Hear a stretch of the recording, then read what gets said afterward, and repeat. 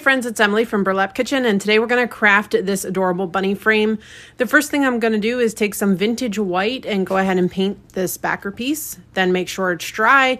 Now I'm going to take some Waverly antique wax and I'm just going to apply that to the frame with a baby wipe. And of course, then we're going to make sure that is nice and dry. Once those are both dry, I came over to the bunny piece and I mixed some white and black together to get a gray color that I wanted. I didn't have a good gray, a good medium gray in my craft stash, so I just mixed the white and black together. And then I'm going to go ahead and paint the bunny.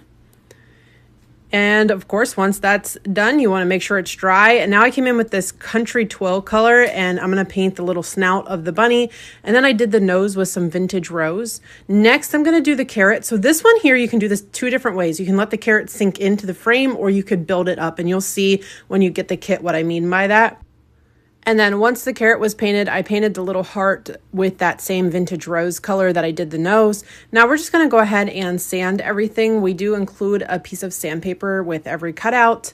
Not the yellow sanding block, but you do get a piece of sandpaper.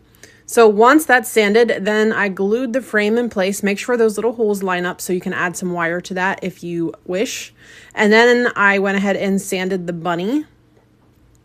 And then I took some of the Dixie Belle antique wax and just went around the edges with the darker, like when you dip it in, that's when I go around the edges so it gets darker around the edges. Then I went over the entire project once it was mainly offloaded off my brush. So then I'm just sanding the rest of these pieces with my sanding block, and I did go around all of those again with my Dixie Belle antique wax. So here's what I mean by the carrot. You could build that in. So I'm going to go ahead and glue the bunny down, and you'll see if you want it to be flat with the frame, you can do that. Or if you want it to pop up, you could add the other carrot on top. So however you want to do that is fine.